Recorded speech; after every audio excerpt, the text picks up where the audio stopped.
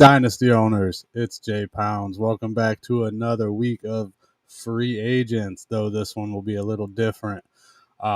This is one I was really excited to do. This video is going to be the top 5 free agent pickups of 2021 for Dynasty owner. And the reason I'm really excited to do this is because it really highlights how deep Dynasty owner rosters are and how tough it is to find quality help off of something like the free agent auction and things like that. Most leagues you were able to pick up solid help throughout the year, and Elijah Mitchell, things like that. And in Dynasty owner, that guy was already above 95% rostered at that point in time. So there was no chance you were getting them outside of maybe 2 or 3 leagues, something like that on the platform. So we really pride ourselves on the depth of our rosters and the savviness of our users in terms of already rostering the correct players and there not being much help out there after the season starts. Before we jump into that, let's hit Jay's Week 17 recap real quick as always. I'm not going to spend much time on this one at all, maybe a few games. I want to keep this relatively short as it is an awards video. There is an article on this, www.dynastyowner.com. Please go ahead and check it out there. And before we jump into the weekly recap, as always, make sure you guys like the video, subscribe, hit the notification bell, and comment down below.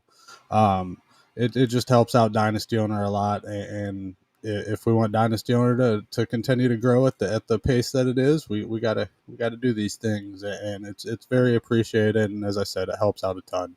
Our first game for the recap, we got the slugfest between the Kansas City Chiefs and the Bengals. That goal line drive at the end was a little questionable, but nonetheless, the Bengals pulled out the dub. We'll see how it plays out in the playoffs. I am liking what I'm seeing from Joe Burrow. He's fully healthy now from that knee injury, and it just seems like he's starting to dominate games. The Dolphins got to snap back to reality with the Titans beating them 34-3. That was an ugly game. The Jaguars, man, I wanted to hit on them real quick because I was hoping to see a little bit of fight out of them after Urban Meyer left, but it's just like that whole coaching staff is an absolute joke. I'm ready to see a whole revamp there and see what happens.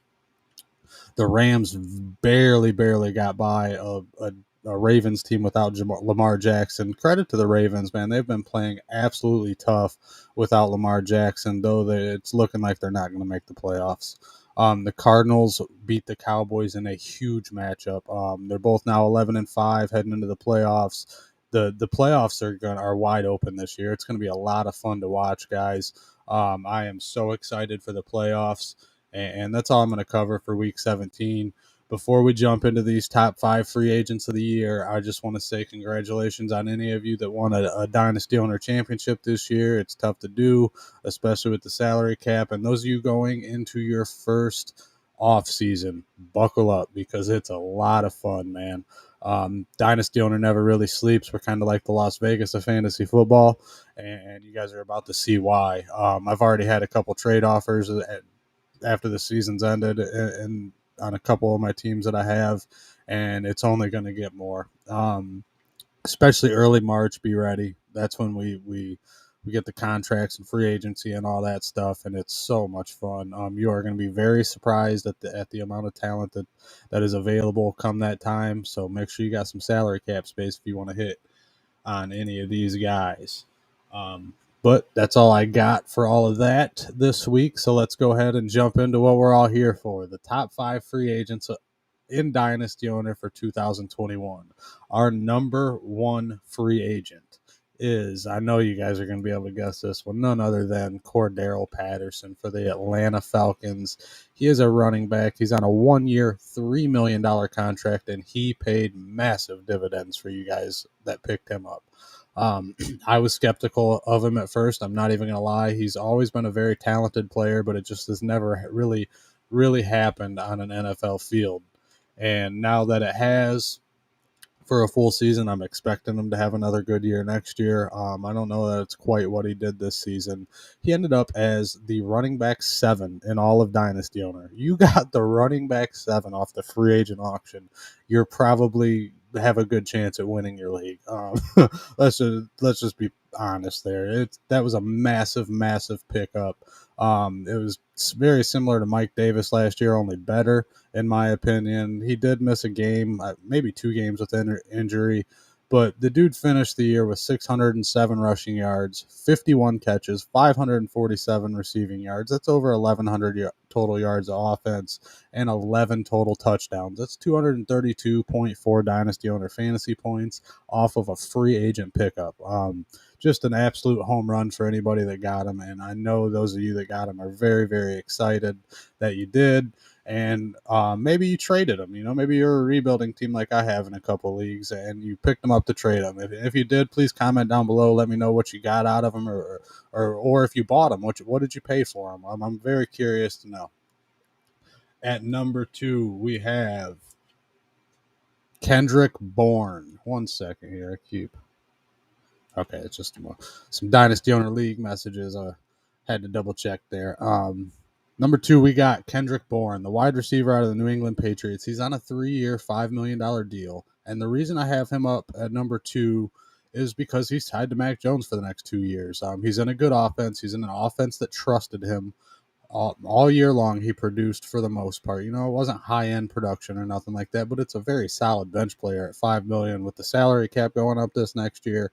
It's almost a steal. It's cheaper than a first-round wide receiver, most first-round wide receivers, but it's a solid guaranteed floor.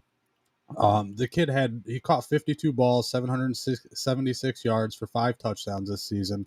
That's good enough for 174.3 Dynasty owner points. That's not bad at all.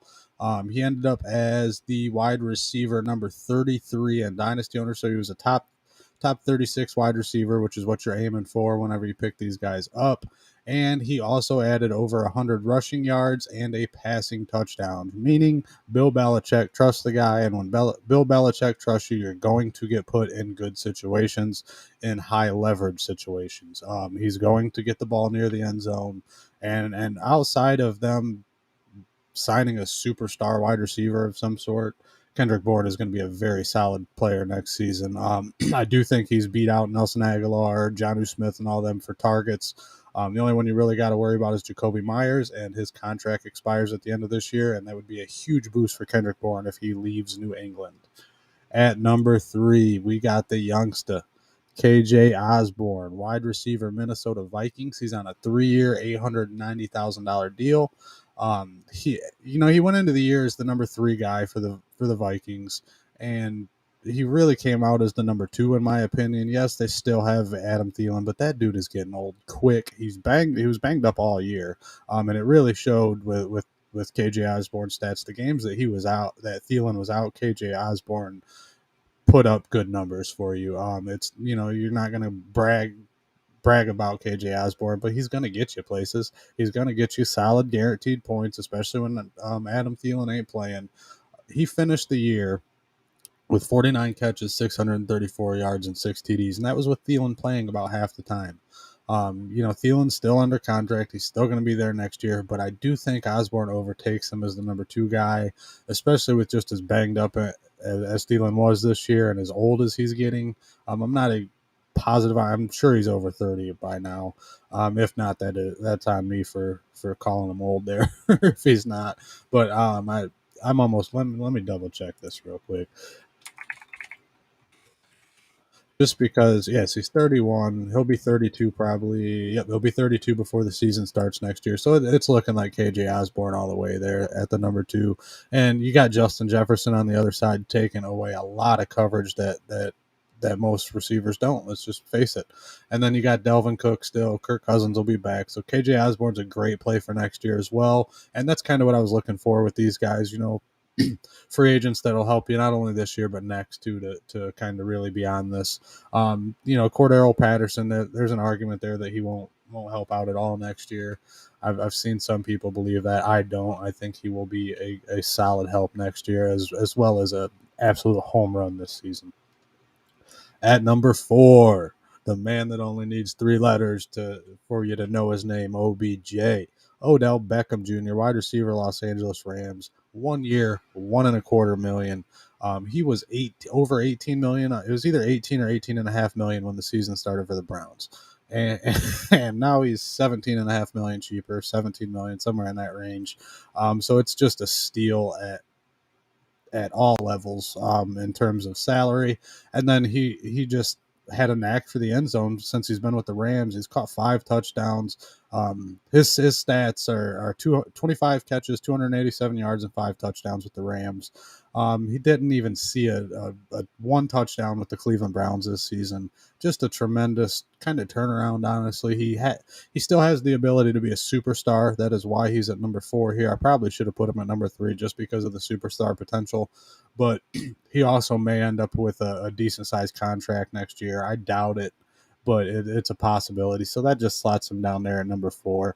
But if you picked up OBJ after his contract changed, or even before, and then you got the discount, you're definitely happy with it.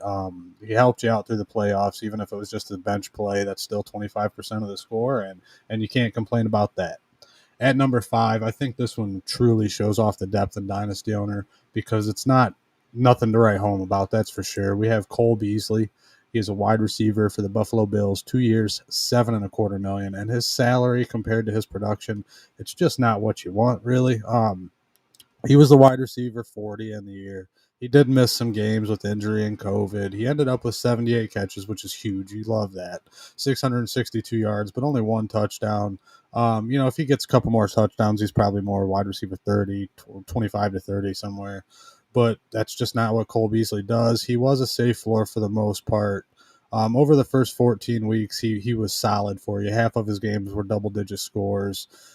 It's just the inconsistency, especially at the end of the year when you really needed him. It hurt a lot of owners. I did get to the championship game in one league with Cole Beasley starting, except for when he was out. Obviously, he started every single week, and I got there, so it was doable. But just for him to be the 5th best free agent pickup of this year and dynasty owner, I think it really says something to the smartness of our owners and how they roster the correct players before the season's even started. In terms of salary, you see this 2 year, $7.25 million. That's eating up some salary on your cap. So people tended to stay away from him, and overall, it was a decent choice this year. But if you were desperate and needed somebody, he did almost put up a wide receiver 3 season. So it's not terrible, but it's obviously not what you want, especially when you're playing them. Most people probably played them on their bench and things like that. So like I said, for $7.25 million, you definitely could do better, but that speaks volumes to the depth of the dynasty owner rosters and the savviness of the dynasty owner community as a whole. That's all I got for you guys. That was the top 5 free agents in 2021. Not much, I know. We'll be back next season with you guys for some more free agent pickups, I'm sure. And stay tuned because we got a lot of off-season content coming for you. Like I said, dynasty owners like the Vegas of fantasy football. We never sleep. We ain't going to stop putting out content. You guys will see it every single week, 3 to 4 times a week at minimum. We'll be talking rookies, rebuilds, contracts, awards, just you name it, we'll have it.